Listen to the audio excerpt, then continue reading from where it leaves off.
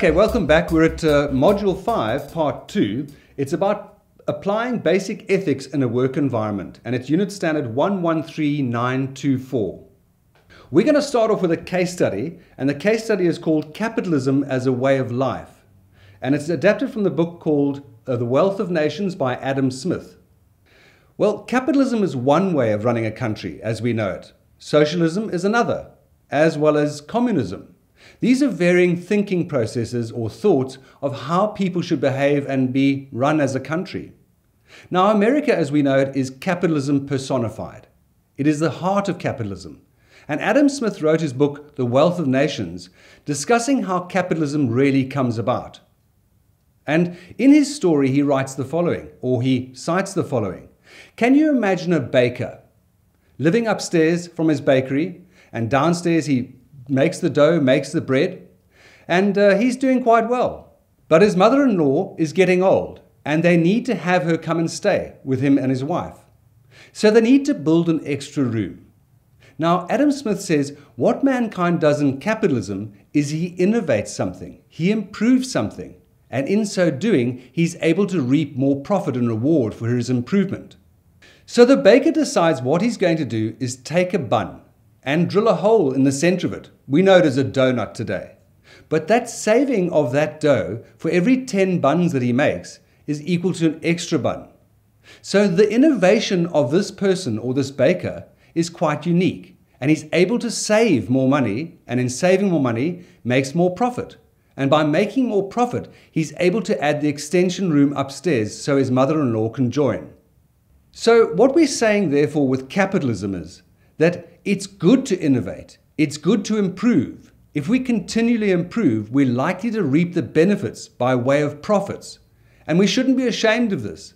This profiteering is something that capitalism advocates and wants us to seek. Because through innovation, we're able to grow. And in growing, we're able to create greater profit and employ more people.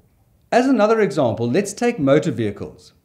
Look a few years back when they were first invented. You were lucky if you had windows, almost bicycle wheels.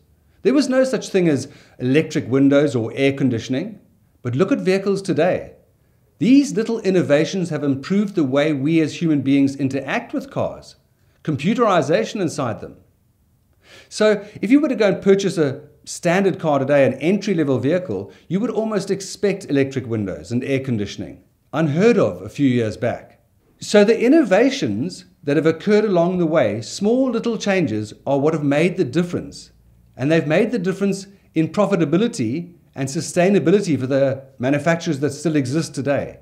Without innovation, your business will slowly but surely die. You need to look at changing and improving your quality all of the time. Let's just make a distinction though between values and beliefs.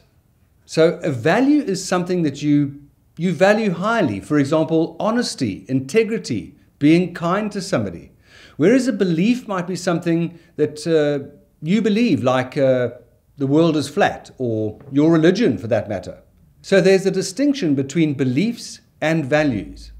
Now, your organization wants to talk about values, about highlighting the values your company adheres to. Honesty, integrity, getting back to people on time. Those are the values that you may seek to place into your company and ensure exist.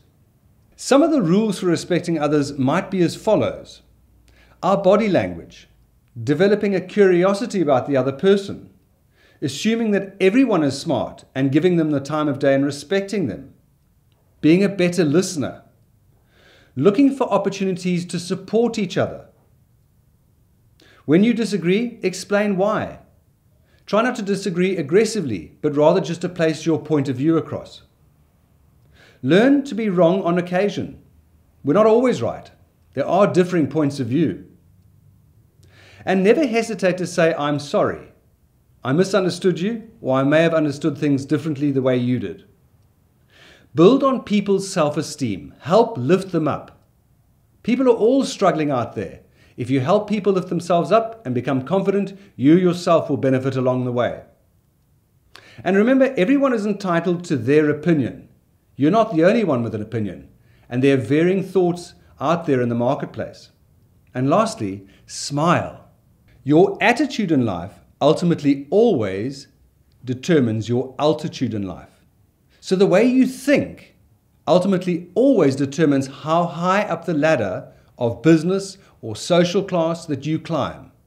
Think correctly and you'll climb to the top. And thinking correctly means placing your customers' needs first. In modern consumerism today, things have changed slightly. We've got laws which protect our consumers and our customers. And our customers nowadays have rights. For example, the right to safety. Customers have the right to know that the product or service that they're purchasing from you is a safe product. You need to have taken reasonable care in order to ensure that your product wouldn't damage somebody or hurt them. Consumers nowadays have a right to know. They need honest information. Is your product safe? Is it secure? Will it be a problem down the future? Are you going to be in business long enough to be able to support that product? They have a right to know. People also have the right to be heard, or consumers do. They have the right to give you feedback on your product or service. And nowadays with social media, you can be sure that if you're not delivering quality service or product to people, you're going to get hammered along the way. And remember, a customer which speaks badly of you is real trouble for your business. Bear in mind also, consumers have the right to choose. And it's a good thing that we have competitors in the marketplace. That's what keeps us on our toes. That's what makes us become innovative and think of better ways to satisfying the customer's needs. So bear in mind, your customer has the right to choose between your product or service and a competitor's one. Make sure it's your product they do choose. So consumers also have the right to education. In other words, understanding how to use your product or service. You need to educate the consumer as to the benefits your product has, and possibly even the pitfalls. In other words, beware when you put these wires together that there could be a short circuit or something of that nature. So bear in mind your customer has the right to the education about your product or service out in the marketplace. And something which is quite new to us in the world today is our resources. In other words, energy, electricity. Our consumers have the right to know how energy will be used or how we can sustain energy. What resources are being used to make the energy? Are they being depleted for our children? And are there going to be any left 50 years from now? We as consumers have rights. We have the right to know what's going on. Okay, I have a case study for you now. It's called A World at War. Do unto others as you'd have them do unto you. Now, an ethics class that I attended during an MBA session of mine about 3 or 4 years ago was quite interesting. What I found interesting was that the 4 major religions, that being Christianity, Muslim, Hindu, Buddhism, all had the same basic ethical stance. And the stance was as follows: do unto others as you'd have them do unto you. So you need to bear in mind as a business owner that your consumer is seeing what you provide towards them. If you're not ethical, if you're dishonest, or you come across the wrong way, your consumer is going to see this. Focus clearly on doing unto others as you'd have them do unto you, and you'll be on the right track to securing and keeping your customers.